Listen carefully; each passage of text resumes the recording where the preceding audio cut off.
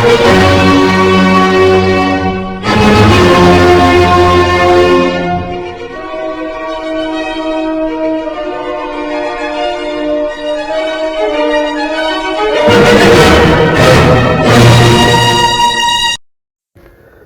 ये रेडियो हिंदुस्तान पे हूँ आपके साथ पारिजात। आप सुन रहे हैं रहस्य कथा, जिसे लिखा है प्रसिद्ध यंत्र मंत्र तंत्र विशेषज्ञ लेखक श्री अरुण शर्मा जी ने। अभिशप्त दीप और वह रहस्यमयी मूर्ति, यह अंतिम भाग है रहस्य कथा के इस आख्यान का नाम है अभिशप्त दीप और रहस्यमयी मूर्ति। पिछली बार से आगे बढ़ते हुए दोनों हाथ जोड़कर और सिर झुकाकर महासाधक की आज्ञा को स्वीकार कर लिया राजकुमारी ने, और देखते ही देखते 1 वर्ष के अंदर विशाल और भव्य मंदिर का निर्माण हो गया। दीपावली की महानिशा की बेला में उस विशाल भव्य मंदिर में पाषाण मूर्ति राजकुमारी शिवांगी के द्वारा भैंसे और बकरे की बलि देकर पूर्णतः हुई मंदिर के निर्माण की। मूर्ति अत्यंत सुंदर, भव्य और आकर्षक थी। स्वयं महातंत्र साधक दिव्य प्राणी ने गढ़ी थी कभी किसी समय।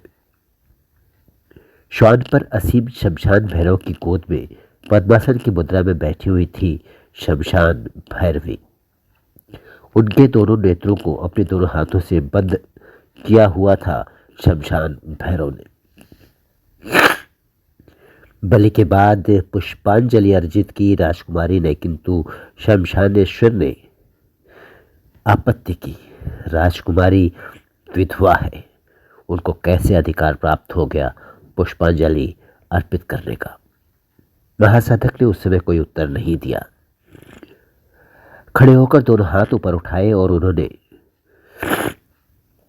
शमशान सिद्ध भैरव मंत्र का उच्चारण किया उच्च स्वर में, और आवाहन किया पाषाण प्रतिमा में भैरव और भैरवी का। आवाहन करते ही जैसे सजीव हो उठी पाषाण प्रतिमा और प्रदीप्त हो उठा प्रतिमा का मुखमंडल।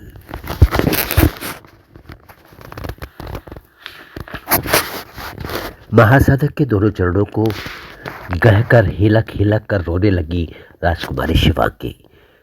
मंदिर का वातावरण कुछ समय के लिए कारुणिक हो उठा। एक बार की राजकुमारी के सिर पर अपना दाहिना हाथ फेरते हुए महासाधक ने गंभीर स्वर में कहा, तुम विधवा नहीं, तन मन और आत्मा से पवित्र एक विदुषी नारी हो। साधना संस्कार है तुम्हारी आत्मा में। इतना कहकर महासाधक ने काले पत्थर की नारी मूर्ति राजकुमारी को दी और कहा, ये तुम्हारी मूर्ति है। तुम्हारे जन्म के पहले ही इसको गढ़ा था मैंने। मंत्रभूत है यह मूर्ति, सदैव अपने पास रखना, कल्याण होगा तुम्हारा। कुछ अमोघ तांत्रिक सिद्धियां जो तुम्हारी आत्मा में सुप्त पड़ी है, वो जागृत होकर इस मूर्ति में समाधित हो जाएंगी। ये सब जब शमशानेश्वर ने सुना तो अवाक रह गया। उसने एक बार कृष्ण दक्षी से तीखी दृष्टि यानी तीखी नजर से राजकुमारी की ओर देखा और फिर मंदिर के बाहर निकल गया। तीव्र गति से निश्चय ही उस साधक की आत्मा को चोट पहुंची होगी, हीन भावना से भी पीड़ित हो गया होगा, इसमें कोई संदेह नहीं। इसी दिन से नित्य प्रातः और सायं राजकुमारी मंदिर में आती और पूजा अर्चना करके चली जाती। शमशानेश्वर सब कुछ देखते पर बोलते कुछ नहीं, अत्यधिक मौन ही रहने लगे। अब वो उनकी मनस्थिति को समझते देर न लगी। महासाधक को एक दिन उन्होंने अपने निकट बुलाया और समझाते हुए कहने लगे, शमशानेश्वर से तुम्हारी पीड़ा को समझ रहा हूँ मैं। इतने समय तक तुम मेरी सेवा करते हुए साधना करते रहे हो। मेरी कई कठिन परीक्षाओं में भी तुम उत्तीर्ण हुए हो, लेकिन सिद्धि प्राप्त करने की इच्छा भी तुम्हारी पूर्ण नहीं हुई। इसका क्या रहस्य है ये तुम नहीं जानते। तुम्हारा शरीर शूद्र का है, तुम्हारी हत्या करके नदी में फेंक दिया गया था और तुम्हारा सब नदी की धारा में बहते हुए मुझे तुम्हारा शव इस स्थान पर प्राप्त हुआ था। धन और भूमि के लोभ में तुम्हारे बड़े भाई ने स्वयं तुम्हारी हत्या की थी। उस समय उसकी पत्नी गर्भवती थी। बदला लेने की भावना ने तुम्हारी आत्मा ने इस भावना से बदला लेने की भावना से तुम्हारी आत्मा ने भाई के पुत्र के रूप में जन्म ले लिया। आज भी तुम्हारे भाई का पुत्र है, लेकिन उसका पिता नहीं। लोभ के वशीभूत होकर उसके पुत्र ने ही उसकी हत्या कर दी। इस प्रकार तुम्हारी आत्मा ने अपना बदला ले लिया। ये कथा अब यही समाप्त हो जाती है। इसके बाद एक और रहस्य है, वो ये कि या योग की साधना 14 जन्मों में और तंत्र की साधना 16 जन्मों में पूर्ण होती है, एक ही जन्म में नहीं। साधना क्रम के अनुसार मेरा ये 16वां जन्म है। अब मेरी आत्मा पुनर्जन्म ग्रहण नहीं करेगी, यानी मुक्त हो जाएगी जन्म और मृत्यु के चक्र से। मुझ जैसे साधक इस अवस्था को प्राप्त होने पर एक ऐसे शिष्य को अपनी समस्त सिद्धियां प्रदान करने चाहते हैं जिसकी आत्मा ने कभी मानव शरीर धारण न किया हो। मृत शरीर में मैंने जिस विशुद्ध आत्मा का आवाहन किया वो आत्मधारी तुम हो। इस विषय के लिए विस्तार से पढ़िए आवाहन, जो इसके पूर्व में हमने एक भाग में प्रस्तुत किया है, और मान लो नहीं किया है तो हम आगे इसको प्रस्तुत करेंगे। आगे कहा महासाधक ने, तुम्हारी आत्मा के गर्भ में प्रवेश नहीं करना पड़ा। तुम्हारी आत्मा को गर्भ में प्रवेश नहीं करना पड़ा, इसलिए तुम विशुद्धात्मा हो। तुम्हारे शव से तुम्हारा जीवन निर्मित हुआ जो मैंने किया। मुझे अब पूर्ण समाधि लेनी है। संसार और शरीर की आवश्यकता मुझको नहीं है। मुझ जैसे पूर्ण अवस्था प्राप्त साधक को सदैव के लिए भव मुक्त होने के निमित्त अपनी समस्त सिद्धियों का भी त्याग करना पड़ता है, जिनको उसका योग्य शिष्य ही ग्रहण कर सकने में समर्थ होता है। साधना की दृष्टि से परम योग्य शिष्य वही होता है जिसकी आत्मा ने प्रथम बार शरीर धारण किया हो संसार में। वही गुरु के सिद्धियों का असली अधिकारी होता है। एक उच्च कोटि के साधक के लिए इस प्रकार के योग्य शिष्य की खोज अत्यंत कठिन कार्य है। जब तक सिद्धियों को त्याग नहीं देता और उन सिद्धियों को योग्य शिष्य ग्रहण नहीं कर लेता, तब तक वो मुक्त नहीं होता। इस जटिल समस्या के निदान का एक और मार्ग है जिसके अनुसार मैंने कार्य किया। मौन साधे गुरु की ओर अपलक निहारते हुए सुन रहा था। शमशानेश्वर महासाधक बोल रहे थे। शमशानेश्वर के सामने जो रहस्य खुला था, शायद उस पर अभी पूरी तरह विश्वास वो नहीं कर पा रहा था। उस परम महासाधक को ये बात समझते देर न लगी। उन्होंने मुस्कुराकर शमशानेश्वर को बस एक बार देखा। इतना सुनाकर मौन हो गई जिरिया। ऐसा लगा उसके चेहरे के भाव को देखकर कि कुछ खोज रही है, अतीत में, पुराने दिनों में लौट गई है, ऐसा लगा। मैंने सिगरेट जलाते हुए कहा, फिर क्या हुआ जिरिया, बताओ ना। क्या होगा साहब, सिर को एक और झटक कर बोली जिरिया।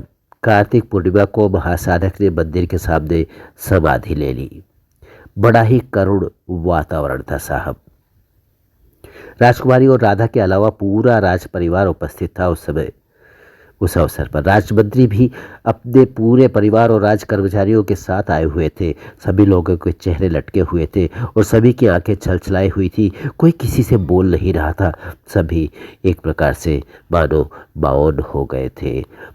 राजकुमार की मानसिक स्थिति अत्यंत दयनीय थी। उनका चेहरा उदास था। उस उदास चेहरे पर दुख, पीड़ा और वेदना के मिले जुले भाव साफ झलक रहे थे। कभी सजल आंखों से महासाधक के निर्जीव काया की ओर देखती, तो कभी वो आकाश की ओर शून्य में देखती। निश्चय ही एक सिद्ध, दिव्य और सर्वोच्च अवस्था प्राप्त महातंत्र साधक की महासमाधि ने राजकुमारी की आत्मा को बर्बाहत कर दिया था। एक बारगी, इसमें कोई संदेह नहीं। पिछले कई दिनों से महासाधक अस्वस्थ चल रहे थे। श्वास लेने में भी कष्ट हो रहा था। भोजन और शयन लगभग 2 महीने से बंद हो चुका था। बिस्तर पर बराबर बैठे ही रहते थे सिर झुकाए। उस दिन प्रातःकाल महासमाधि लेने की इच्छा प्रकट की। फिर तो आश्रम के बाहर श्रद्धालुओं की भीड़ लग गई। महासाधक को पंचामृत और जल से स्नान कराया गया। मस्तक पर शमशान भस्म का लेप करने के बाद नवीन वस्त्र धारण कराया गया। राजकुमारी ने उनके गले में पुष्पमाला पहनाई और चरण स्पर्श करने के लिए नीचे झुकी, लेकिन संभल न सकी, अपने आप को संभाल न सकी। फफक फफक कर रोने लगी। राजकुमारी अपने गुरु और मार्गदर्शक के चरणों को थाम कर, बड़ा ही रोमांचकारी और कारुणिक दृश्य था वो। महासाधक मौन रहे। उनकी आंखें झपकने लगी थी, शरीर तन गया था और श्वास ऊपर की ओर चलने लगी थी। उसी परम अवस्था में महासाधक ने अपना दाहिना हाथ उठाया और राजकुमारी के सिर पर रख दिया। शमशानेश्वर मौन गंभीर बैठा था महासाधक के निकट। उसका चेहरा सपाट था, कोई भाव नहीं था, कोई भावना नहीं थी। महासाधक की गोद में अब उसने अपना सिर रख दिया। दूसरे ही क्षण हिलक हिलक कर रोने लगा उसका वो शिष्य। विरक्त साधक था वो भी। उसी क्षण महासाधक ने स्पर्श दीक्षा दी अपने शिष्य को। उसका सारा शरीर झंकृत हो उठा, रोमांचित हो उठा। निश्चय ही उन्होंने योग तंत्र की रहस्यमयी और साथ ही अति महत्वपूर्ण शक्तिपात दीक्षा दे दी थी अपने शिष्य को। महासाधक ने शमशानेश्वर को, गुरु ने अपनी शेष बची सिद्धियां अपने शिष्य को अर्पित कर दी थी। उस परम दीक्षा के द्वारा और दीक्षा देते ही उस महासाधक का ब्रह्मांड फट गया और उस फटे हुए स्थान से एक छोटी सी ज्योति बाहर निकली और न जाने वो कहाँ समा गई, वातावरण में खो गई। काफी देर तक समाधि स्थल पर खड़ा रहा तटस्थ भाव से शमशानेश्वर। अब पहले जैसा ही सपाट और भावहीन हो गया था उसका चेहरा। एक बार उसने छलछलाए आई आंखों से राजकुमारी की ओर देखा और फिर सामने खड़ी राधा की तरफ, और फिर उसने धीरे धीरे चलकर नदी के प्रचंड धारा के निकट पहुंचकर क्षण भर रुककर आकाश की ओर देखा और फिर धारा में प्रवेश करने लगा। अब गले गले तक पानी पहुंच गया था। लोग कुछ समझ पाते उसके पहले ही महाजल समाधि ले ली उस महासाधक ने। निश्चय ही गुरु के अभाव में अपने आप को निरर्थक समझने लगा होगा वो महान आत्मा, इसमें संदेह नहीं। तभी एक विचित्र आश्चर्यजनक घटना घट गई वहां, जिसके संबंध में किसी ने सपने में भी नहीं सोचा था। शमशानेश्वर के जल समाधि लेते ही एक बारगी चीरवती चिल्लाती हुई दौड़ पड़ी राधा नदी की ओर। कहाँ जा रहे हो सन्यासी, मुझे अकेला छोड़कर? तुमको इस तरह नहीं जाने दूंगी। साधक, प्रेम करती हूँ मैं तुमसे, मुझे तुम इस तरह ठुकरा कर मत जाओ, मत जाओ, मैं भी तुम्हारे साथ चलूंगी। मैं प्रेम करती हूँ तुमसे, प्रेम करती हूँ। लोग कुछ समझ पाए इसके पहले ही नदी की प्रखर धारा में कूद पड़ी राधा पागलों की तरह। और लोगों की बात तो छोड़ दीजिए साहब, स्वयं राजकुमारी शिवांगी भी नहीं जानती थी कि प्रेम करती है राधा शमशानेश्वर से। 2 मील बाद नहीं, जो नदी जहाँ मुड़ती है और मुड़कर जंगल की ओर जाती है, उसी जगह राधा और शमशानेश्वर की एक दूसरे से लिपटी हुई लाश मिली लोगों को। लोग स्तब्ध थे, अवाक थे, आश्चर्यचकित थे। स्वयं राजकुमारी शिवांगी भी इतना बतलाकर सिर झुकाकर चुप हो गई। जिरिया आगे कुछ बोल नहीं पाई। निढाल सी एक और लुढ़क गई जमीन पर। वो शायद ऐसा लग रहा था जैसे उसे एक एक किस्म की नींद सी आ गई। मेरे मस्तिष्क में भयानक हलचल मच गई थी। विचारों का और तमाम जिज्ञासाओं का आगमन हो रहा था मेरे मस्तिष्क में। उस समय ये तो मैं पहले ही समझ गया था कि पिछले जन्म की स्मृति जागृत हो गई थी राधा की। निश्चय ही इस रहस्यमयी कथा का कोई महत्वपूर्ण पात्र रही होगी जिरिया, इसमें संदेह नहीं। बाद में स्पष्ट हो गया, जिरिया ने ही बतलाया, राधा ही थी वो। न जाने क्यों और कैसे प्रेम हो गया था उसे तंत्र साधक से, वो स्वयं नहीं जानती थी। अब तक सांझ घिर आई थी। दोपहर का जो खाना रखा हुआ था रखा ही रह गया। मेरा मन न जाने कैसा हो रहा था। ये सब सुनकर थकी थकी सी लग रही थी जिरिया। मैंने उसको घर भेज दिया। उस दिन से गंभीर रहने लगी वो। पहले जैसा कुछ नहीं रह गया था उसमें। मुझसे भी कम ही बोलने का प्रयास करती। कभी कभी सोचता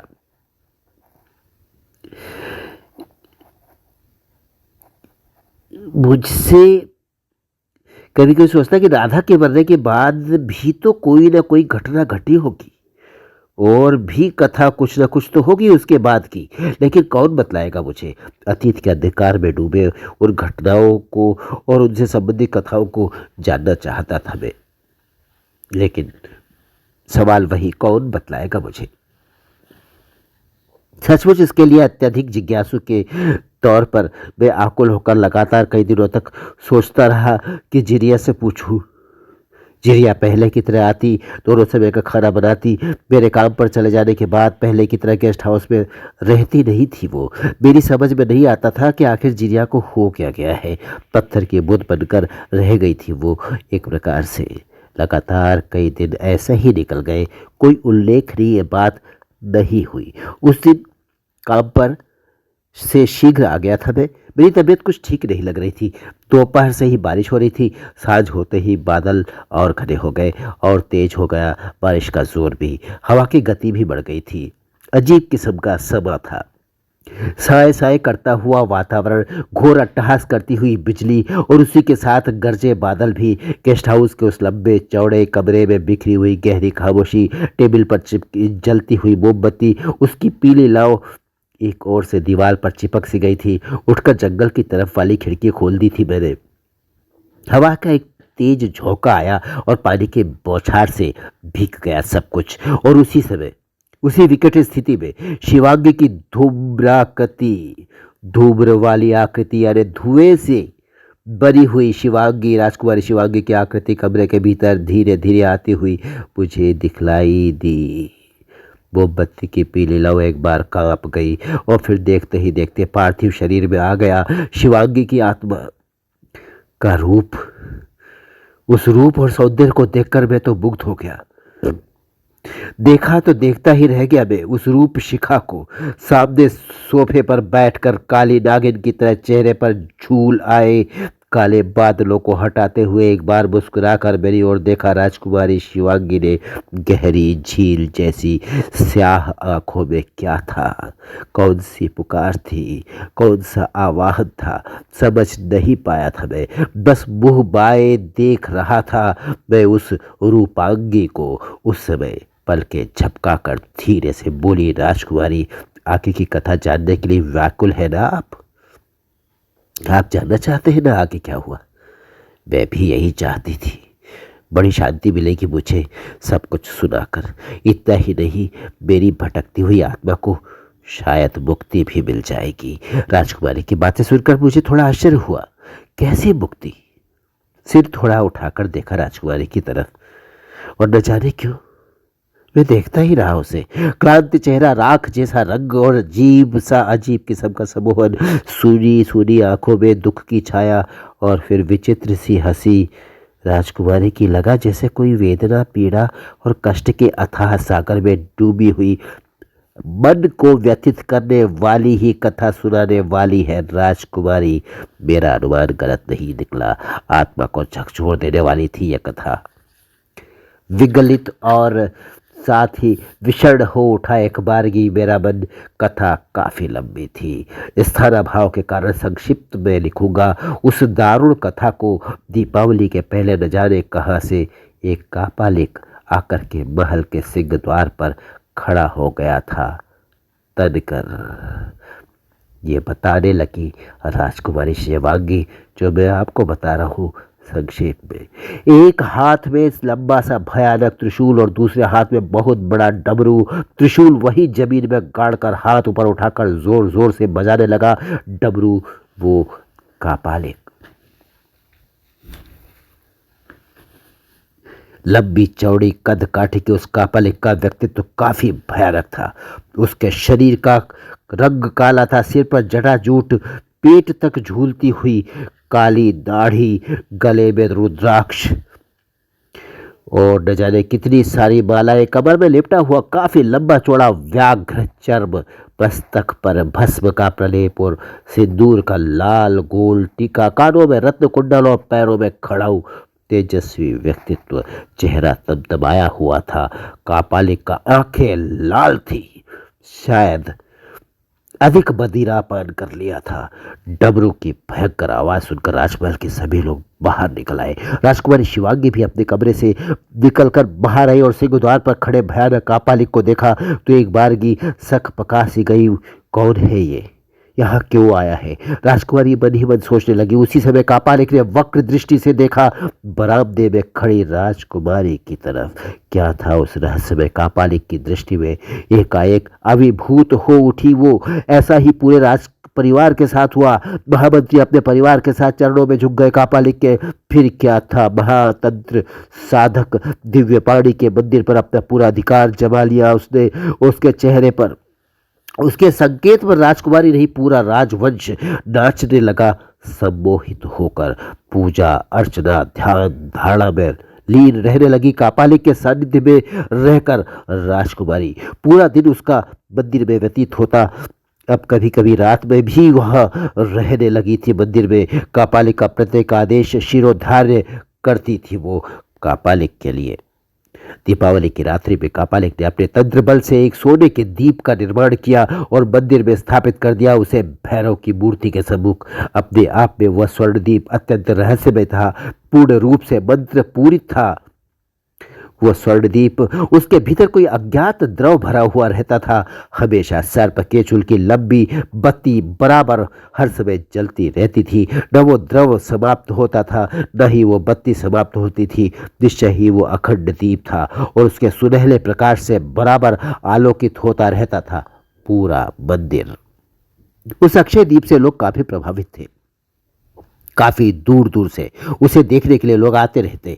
दीपक के कारण ही कापालिक के साथ साथ मंदिर को भी प्रसिद्ध होते देर न लगी। राजकुमारी तो एक प्रकार से अपना तन मन धन अर्पित कर चुकी थी। चरण दासी बनकर रहने लगी थी कापालिक की।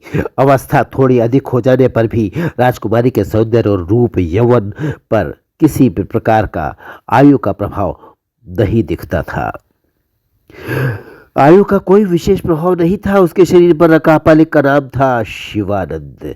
राजकुमारी ने बताया कि सचमुच उस कापालिक ने विशेषकर मुझ पर कोई ऐसा तांत्रिक प्रयोग कर दिया था जिसके कारण पूर्ण रूप से मैं विवश हो गई थी। अपनी भैरवी बनाकर मेरे शरीर को तो वो उसने पहले ही अपवित्र कर दिया था। भला उस समय मैं क्या जानती कि इस प्रकार उस महान तंत्र साधक की दी हुई तांत्रिक शक्तियों को छीन लेगा वो एक एक करके मुझसे।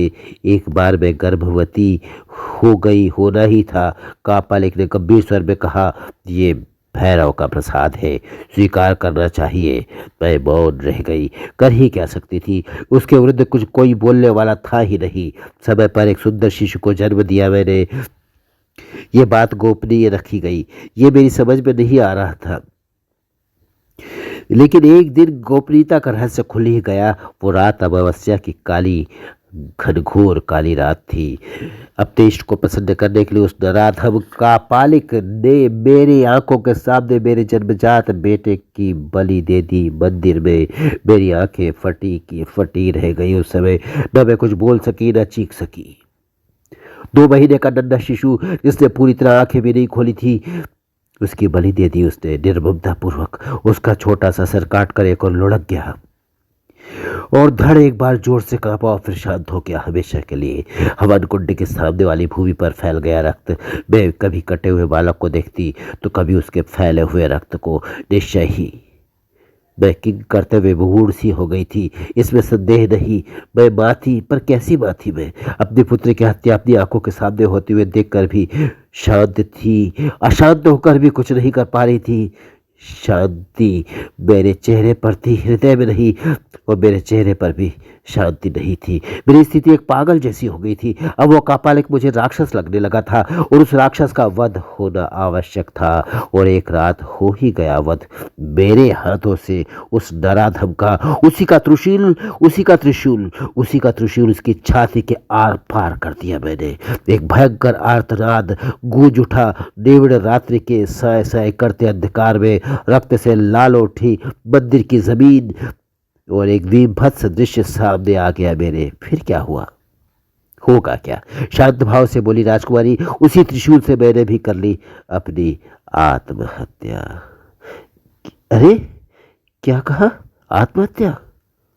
हाँ, इसके अलावा मेरे पास कोई मार्ग भी नहीं था उस समय। हे भगवान, 400 वर्ष में कितना कुछ बदल गया। राजमहल और मंदिर दोनों खंडहर के रूप में बदल गए। शमशान भी अपना अस्तित्व गंवा बैठा, लेकिन उस कापालिक की अतृप्त आत्मा आज भी भटक रही है मंदिर के खंडहरों में, अपने दीप का मोह लिए। रही मेरी बात, क्या कहूँ मैं आपसे, क्या कहूँ। रुआसी हो गई राजकुमारी, गला भर आया था उसका। फिर भी स्थिति वैसी ही है। राजमहल के खंडहरों में मैं तब से भटक रही हूं, आज तक शांति नहीं है। बहुत अशांत हूं मैं भी थोड़ा भावुक हो उठा। उस समय न जाने क्यों बारिश अभी तक रुकी नहीं थी।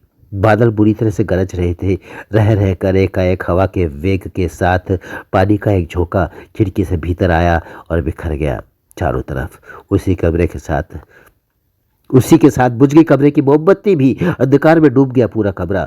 एक बारगी मुझे अपने निकट किसी की लंबी लंबी सांस लेने की आवाज़ सुनाई दी।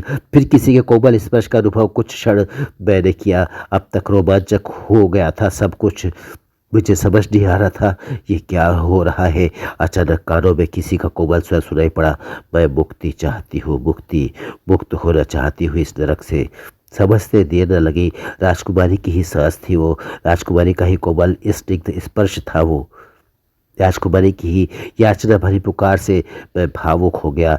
भावावेश में धीरे से बोला, क्या करूं मैं आपके लिए? कैसे मिलेगी आपकी भटकती हुई आत्मा को मुक्ति? बोलिए ना, कुछ भी कहिए, जो भी होगा मैं सब कुछ करूंगा आपके लिए। और तभी लगा कोई रुधे हुए कंठ से कह रहा था, काशी ले जाकर मेरी मूर्ति को विसर्जित कर दो, मुक्त हो जाऊंगी मैं। निश्चय ही राजकुमारी शिवांगी का वो स्वर था जिसे मैं भूल नहीं सकता कभी। आज पूरे 40 वर्ष हो गए हैं। मूर्ति तो विसर्जित हो गई काशी की गंगा में। निश्चय ही मुक्ति मिल गई होगी राजकुमारी शिवांगी की आत्मा को। कापालिक की आत्मा का लेकिन क्या हुआ, ये बतलाया नहीं जा सकता। फिर मिलेंगे हम रहस्य कथा के अगले यानी 11वें अंक में। तब तक करते रहिए काम, सुनते रहिए रेडियो हिंदुस्तान और बोलते रहिए जय श्री राम। नमस्कार।